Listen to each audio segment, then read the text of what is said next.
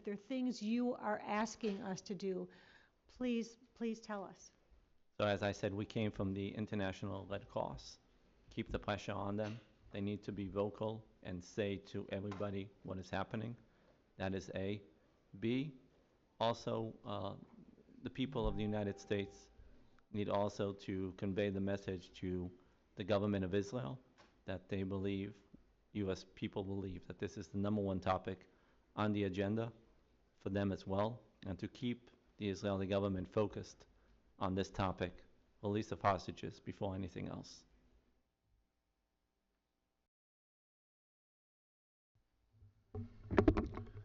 You just can't stop. Time is of essence. We try to illustrate it here. There are wounded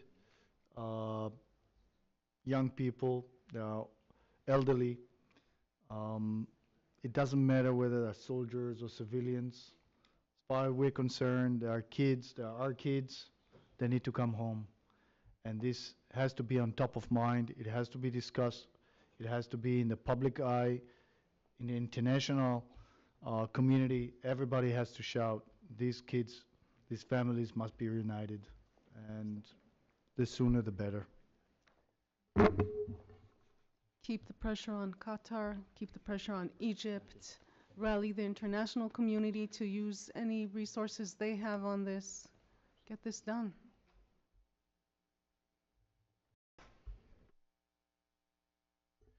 Thank you, Congresswoman Manning. And we now proceed to Congressman Darrell Issa of California. Thank you, Mr. Chairman. One of the advantages of my age is that when someone says never again and never remember and never forget, I think to October 7th as the 50 years since the sneak attack in the Yom Kippur War. It's no accident. It's no accident that 54 days later, the terrorists are still holding hostages that they took specifically to give themselves leverage. I think it's no doubt for any of us that it was only through the United States supporting its ally Israel and Israel's aggressive action that brought the pressure that has brought some home. And so, although I heard the answer to the last question and I completely empathize with it, I have to say, isn't it, and it's a question, don't we need to do both? Don't we need to continue our unity and our pressure and a willingness to fight as though there is no negotiation and negotiate as if there is no fighting if we're going to secure the release of these hostages alive and ultimately bring a peace to Israel, a peace that Egypt, Jordan, Sudan, Bahrain, Morocco, and UAE have signed, and Saudi Arabia was negotiating, that the Iranian terrorist backing Hamas want to derail. And so I ask that as the toughest question to ask a family, is there something you want us to do other than do both? Do all of the above. Never forget. Never give up on the force it takes to pressure them to release the hostages. Never quit negotiating. And never forget that this cannot be allowed to happen again 50 years later by the act of these terrorists. So that's a hard question to ask you, and I'm asking almost the mirror of the last question. Don't we have to do both?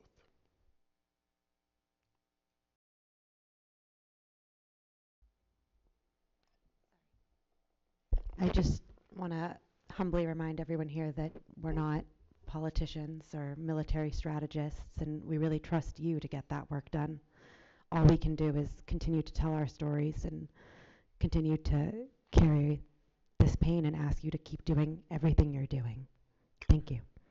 Thank you. And that's what I'm suggesting, is that everything we've done, the unity that we've shown in Congress and with an administration, the pushback on Iran's policies of spreading around the world false narratives, it seems that we have to do all of that. But I in a sense, as we go forward with what might be many more days or weeks before all the hostages are freed, and months or even longer before Hamas is eliminated from all of the world, but particularly from Gaza, you know, I want to hear it because I so much want to be supportive of what you, as citizens of Israel and suffering family, want, because your priorities should be our priorities.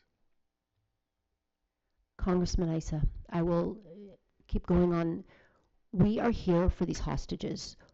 That should be everyone's priority. And I have spent 6 weeks coming to the Hill and speaking with people, leaders on both sides, people who unanimously say the number one priority is to release these hostages. The people here today are also Americans. So they come to you as American, parents of Americans. They come to you as supporters and parents of Israelis. But the one thing that we have all understood is that we can't answer your question how we want to, in the sense that we individually can, but we are here representing hostages. We are representing lives, and we don't have the answers. But what we're here to do is tell the stories and have you continue to tell these stories, please, and bring us back until they are home so that no one is resting, which we don't think anyone is. But when you ask that question, we all are fixers, but we can't fix this.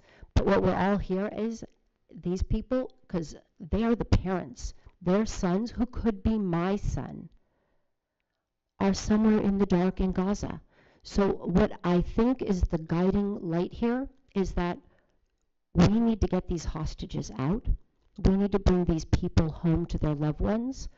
And I actually believe that that is the way we move forward in the region. That is the way we move forward in terms of how we treat each other. But until these hostages come back, all the other conversations that you all need to have, we can't join them. And I thank you for your leadership. And I thank you, but we implore you to keep that pressure going so that their sons, who could be my son, will be home really soon. Then I will, in the alternative, give you my pledge that I, as one member of Congress, will push to make sure that the Congress never quits until every hostage is returned home. Thank you for your stories.